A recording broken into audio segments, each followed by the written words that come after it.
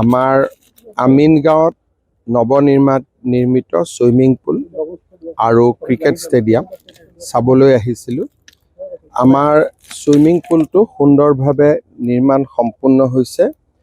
এতিয়া এই সুইমিং পুলটো আমি বা সুইমিং প্ৰশিক্ষণ শিবিৰটো চলাবৰ বাবে আমি স্পৰ্টছ অথৰিটি অফ ইণ্ডিয়াক এই সুইমিং পুলটো আমি তেওঁলোকক চলাবৰ কাৰণে দিম।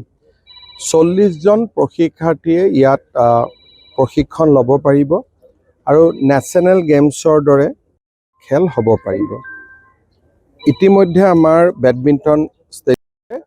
বেডমিণ্টনৰ এইটো উৎকৃষ্টতম কেন্দ্ৰ হিচাপে পৰিগণিত হৈছে। থাৰ্ড আমাৰ প্ৰজেক্টটো আছিলে ক্ৰিকেট ষ্টেডিয়াম। এতিয়া ক্ৰিকেট ষ্টেডিয়ামটো আমি অনুমান কৰিছোঁ যে ডিচেম্বৰৰ পৰা মাৰ্চৰ ভিতৰত ইয়াৰ নিৰ্মাণ কাৰ্য শেষ হ'ব।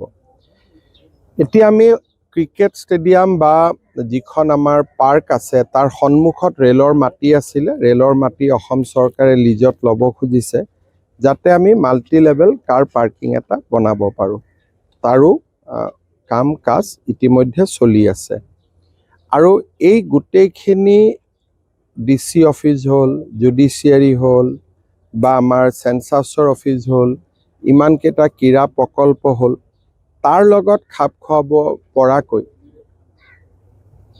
নেশ্যনেল হাইৱেৰ পৰা IIT লৈ আমাৰ DC কোৰ্টৰ বা জিলা আয়ুক্তৰ কাৰ্যালয়ৰ মাজেদি 6 লেনযুক্ত এটা ৰাস্তাৰ কামো ইতিমধ্যে আৰম্ভ হৈছে, যাতে আমি বৰ্ধিত যিটো যান বাহনৰ বোজ তাক যাতে আমি ল'ব পাৰোঁ।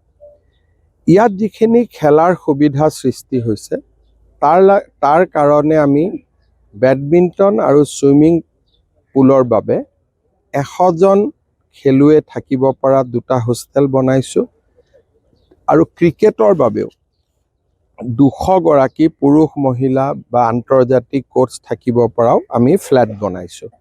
গতিকে মোৰ দৃষ্টিত সৰুসজাই আৰু আমিন গাঁও এই 2টা প্ৰকল্পই আমাক যিকোনো অসমত আন্তঃৰাষ্ট্ৰীয় খেল পতাৰ সুযোগ দিব আৰু খেলুৱৈ সৃষ্টি হ'ব। কাৰণ আগত ষ্টেডিয়াম আছিল, হোষ্টেল নাছিলে। এতিয়া ষ্টেডিয়াম, হোষ্টেল, খেলুৱৈ, ক্ৰিকেট খেলুৱৈ বা বেডমিণ্টন খেলুৱৈক চুইমিং কৰিব লাগে, চুইমিঙৰ সুবিধা, জিমৰ সুবিধা, ইয়াত গোটেইবোৰ সুবিধা আহিছে। লাহে লাহে এই গোটেই এৰিয়াটো বা এই গোটেই অঞ্চলটো খেলৰ দৃষ্টিৰে এটা ডাঙৰ সম্পদলৈ ৰূপান্তৰ হ'ব। আৰু মিউজিক কনচাৰ্টৰ কথা কোৱা হৈছিলে। মিউজিক কনচাৰ্ট ইয়াতো হ'ব পাৰে, কিন্তু মিউজিক কনচাৰ্ট কেতিয়াবা কি হয়, গেলাৰী থাকিলে বেক চাইডটো আমি কৰিব নোৱাৰোঁ। সেইকাৰণে যি মিউজিক কনচাৰ্টত 30-40 হাজাৰ মানুহ আহিব, তাৰ কাৰণে কেপাচিটি বেলেগ। 15,000ৰ যদি কিবা কনচাৰ্ট হয় আমি আমিন গাঁৱত পাতিব পাৰোঁ। মাটিবাৰী হাইৱেৰ পৰা এতিয়া ফাইনেলি আমি পালোগৈ। এই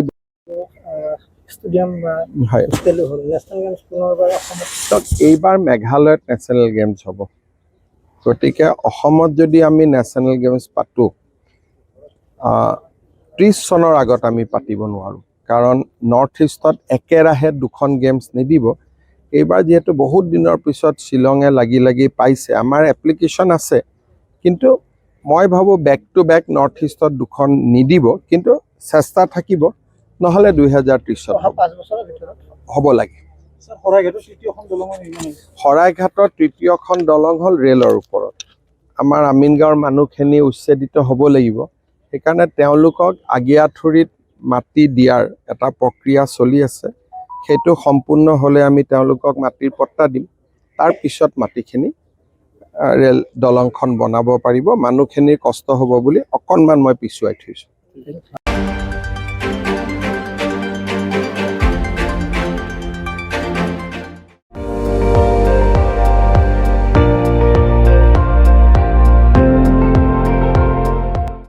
আপুনি চাই আছে ND24, সৰ্বশ্ৰেষ্ঠ নহয় সৰ্বোত্তমৰ দৌৰত।